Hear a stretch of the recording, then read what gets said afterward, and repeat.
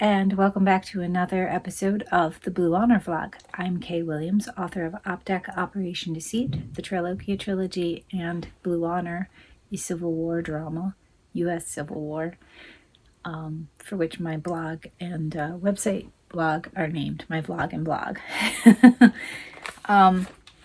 This month, which I believe is May, I wanted to talk a little bit about an aspect of my writing and process that probably a lot of people could actually relate to. I've seen the question come up in other circles within the writing community, and it is a interesting creative tool I've found, and one that I undertook really without thinking. It was kind of intuitive. So what I'm talking about is music. We all joke, as fans, readers, fans of music, fans of film, etc. We all joke, oh, the playlist of my life would be this song, or I love this song, I just wish that it would play everywhere that I'm at. And people have, their phones and stuff with their headphones, and they can listen to music anywhere, anytime now. And you can bet your bippy, as one of my science teachers used to say, from SUNY Morrisville, one of my bio teachers, and I miss her. She was great. You can bet that the reason that we have the technology that we do is because kids like me grew up to be technological innovators, scientists and engineers and programmers, etc. And they were a little bit tired walking around with just a Walkman, and you had to have a bunch of mixtapes in order to do it. So you wound up with a phone, and you could put so much music on it. And I just remember being on the school bus and being like, oh my God, I wish I had a device like this Walkman that would just hold all of my music, and then I wouldn't have to pick what I wanted on my either long play cassette tape or whatever, making mixtapes. It's a lot of fun making mixtapes, though. It was.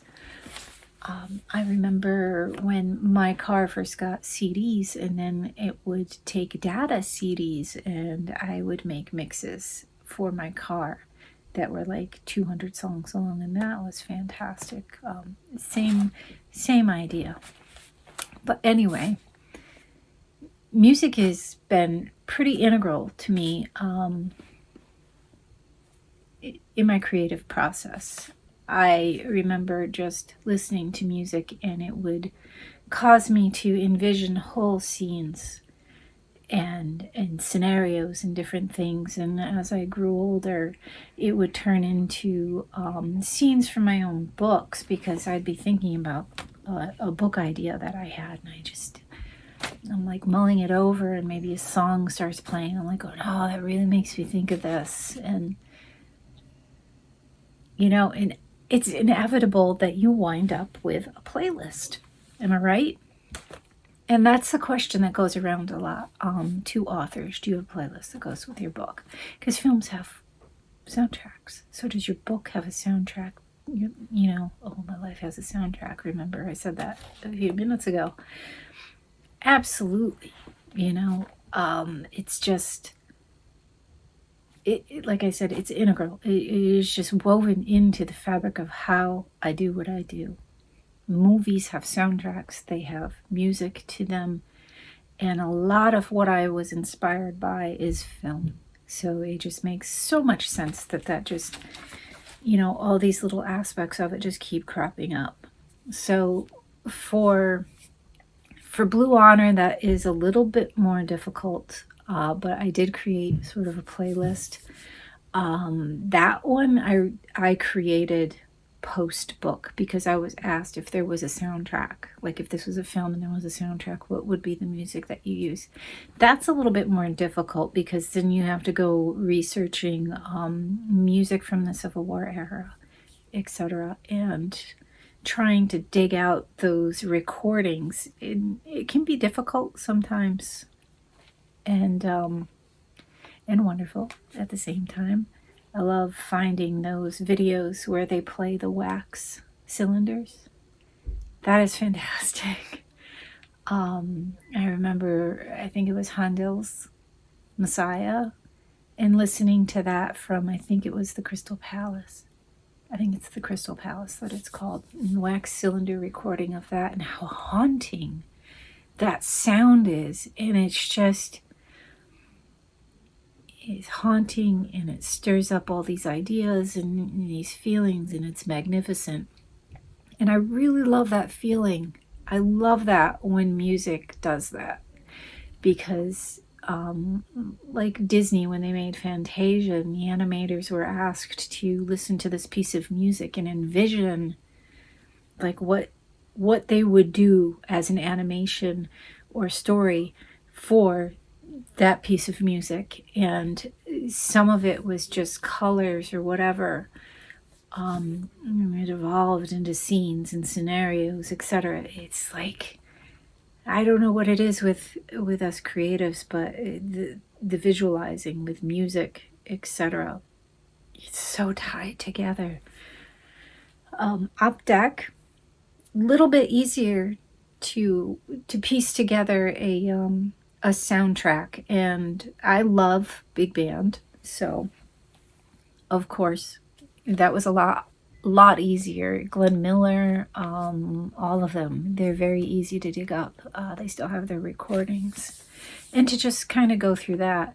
I would love to find more music, probably more original recordings maybe. And YouTube is a really great resource, and I didn't think until just now to just kind of go do that, so I may do that after I'm done here, and haunt the heck out of myself, because I love how these original recordings sound, and it's almost like being, I don't want to say sinister, it's like this really weird feeling between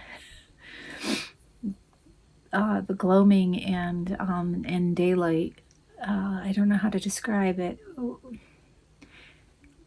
Like something's just off, like it's a ghost, so to speak, and a haunting.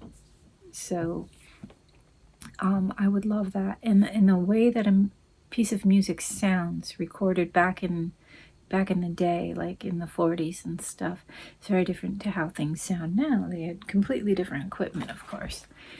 And even if we play it back now, like I love the song Sing Sing Sing. It's one of my top favorites band pieces, and it's so rich and full and amazing piece of music that you get to listen to, because it's been remastered and redone and stuff, and we have all this technology to get rid of all of the blips and stuff in there, or the slightly tinny hollow sound.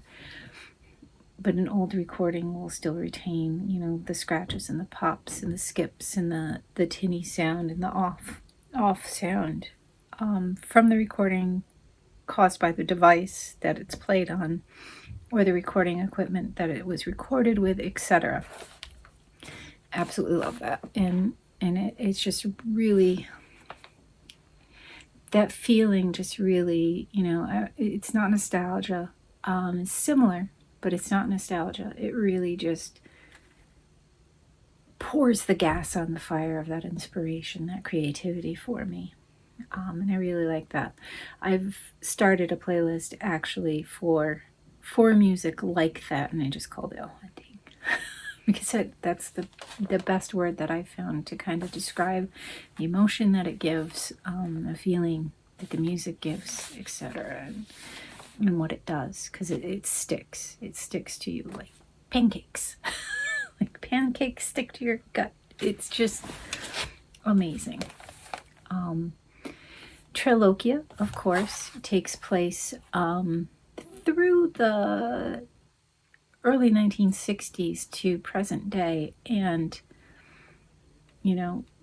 outside of time, etc. And it was a lot easier to soundtrack that And because a lot of my personal stuff, experiences, learning, knowledge, experiences, all of that fed into what made that story. The soundtrack, of course, contains a lot of music that very easily relates to the story that I wrote, and the situations and stuff, stories, knowledge, all of that for the book. And that playlist is actually on Spotify. If you look up the Trailokia trilogy on Spotify, it is there. There's a link on the website, on the book page for that. I think it's still active on Spotify. A friend had built that for me and spent some time doing that. And I think it's still active.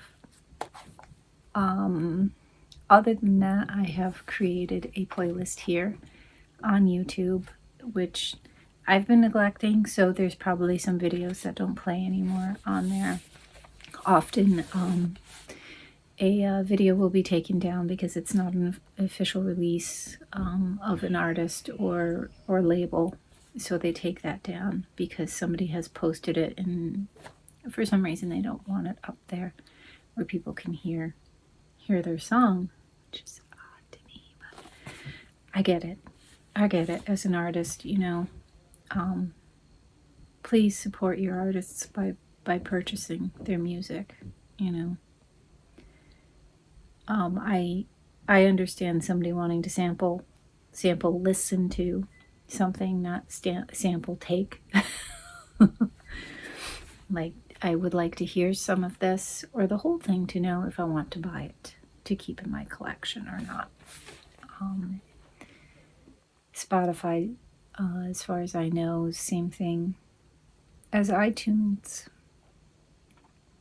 It doesn't necessarily pay the artists a lot. They get like less than pennies, as I've heard from musician friends that I know. Less than pennies per play on the songs. So I usually tend to download the single, and hopefully, excuse me, it's late. Hopefully that helps them out a little bit more. But yes, music has definitely been a huge inspiration for me and my writing, and I love my time in the car being able to listen to the playlists that I have and the music that I love, finding new music that I just like the sound of. Doesn't necessarily have to inspire me, but it helps getting that creativity going, because I tend to visualize a lot when I hear music. I see, like, when I first hear a song, I'm really just kind of listening to the lyrics, trying to suss it out, trying to understand it, not just feel the music and the beats, etc. And a few listens in, I start seeing the movie of the song. So, like, a lot of songs tell a story. Some don't, And in that case, then, it's like, I guess in an alternate universe, I was choreographing and filming music videos for people, because my brain will often go on that tangent as well. If it's not telling me a sweeping story or, just a TV episode or something like that, it's like I'm starting to see music videos, which is amazing. So yeah, make sure you check out the Trilogia playlists on YouTube or Spotify, and check out the books, because once you know the books and then you hear the music, you'll start seeing how they tie back to each other, and that's absolutely phenomenal. I love how there's those echoes between the two, and you'll start to like unpack the Easter eggs I've talked about these intertexts and all of this stuff, and it just makes such a rich experience. So make sure you go and do that. And this video is inspired by a post on my website from June 24th of 2015 about playlists. So there's also an additional post that goes with this. I will see you back here next time. Make sure you subscribe. Subscribers help me build, help me get my work out there, and maybe I wouldn't have to work the day job and I could write full-time. And then I would be able to do all of this stuff more. And that would be fantastic. So if you subscribe, that helps me bunches, and I appreciate it. Thank you. I'll see you next time.